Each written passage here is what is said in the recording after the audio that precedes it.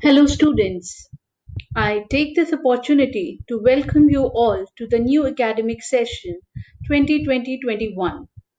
This session will introduce you to the course Competency Mapping and Assessment, which is a specialization elective course for the students specializing in human resource domain.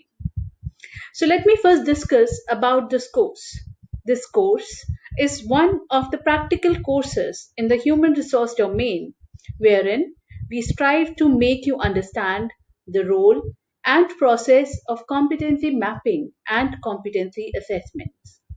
So before we really talk about the content of this course, we are going to discuss the relevance of the course in this particular session. So, this is the content of Module 1, wherein we are going to introduce you to the concept of competency and we are going to talk about the characteristics and the types of competencies. Here, we are also going to introduce you to the competency management framework, competency maps, and competency profiles. But before we actually talk about the meaning of competency, let's first understand the relevance of this course for you as a management student. To start with, let's understand the current business scenario, which is characterized by increased global competition and changes becoming very fast. So, competencies play an important role in organizational success. So, if we look at the first point, increasing global competition, we all know that in today's competitive world, it is becoming extremely important to build on the competitive advantage of the business. In the last 2 decades, there had been much thinking about business strategy, particularly regarding what competencies a business organization need to have in order to compete in a specific environment. Now, top management has been identifying corporate core competencies and has been working to establish them throughout the organization. So here comes the role of HR department that contributes by developing competency based models that drive the business results. Coming to the second point, we all can understand that change is becoming quite fast. The things which earlier used to take 5 years or 10 years, now they have shrunk to an year or two. Organizations also earlier used to develop their long term strategy or short term strategy, and the timeline would be like 10 years, 5 years, but now it has shrunk to an year or two. So the question is how to deal with these changes. The answer again is linked with organizational competencies. The organizations that possess inherent strengths or the core competencies, they are likely to have an edge over the others. So, in context of the given business scenario, now we need to understand what an organization requires for business survival or what an organization can do to develop a competitive edge. So the answer is again in building competences.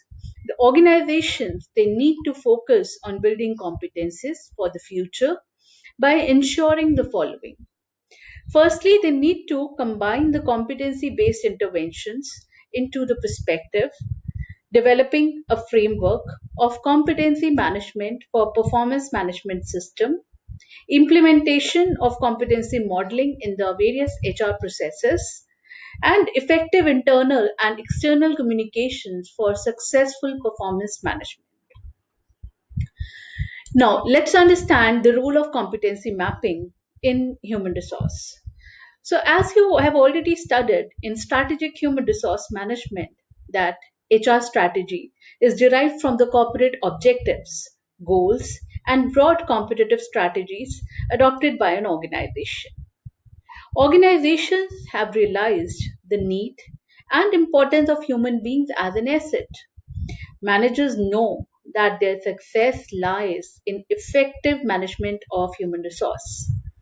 In any business strategy, people are more critical than the plans. Strategies can only be effectively implemented if organizations have a competent workforce. So, during the past decades, the human resource has also evolved and has a more strategic function than ever before.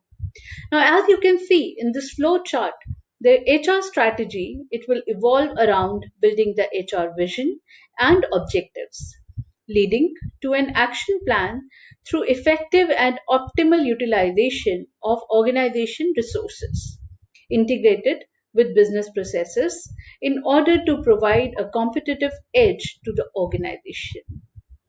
An efficient HR strategy will give direction and bring in change in an orderly fashion.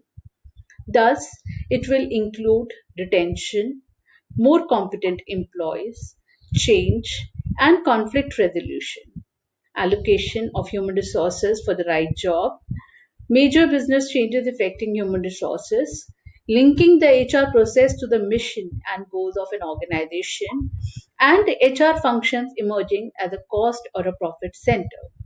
So, to sum up, in nutshell, we can say that all organizations they are talking about competencies. Some have truly worked the concept into their processes. However, a few have not been able to implement and address the competency models in their frameworks. So there are organizations which are still striving to build a competency model and implement it. But most of the organizations of all sizes are still struggling with defining, designing, and implementing a competency model. So the process here is completely customizable. Customization is very, very important in this context because the success of competency efforts, it depends upon the organization's design, recruitment process, recruitment strategy, hiring orientation, development, and succession processes. So, with this, we come to the end of this session. In the coming session, we will understand more about competency and its types. Thank you.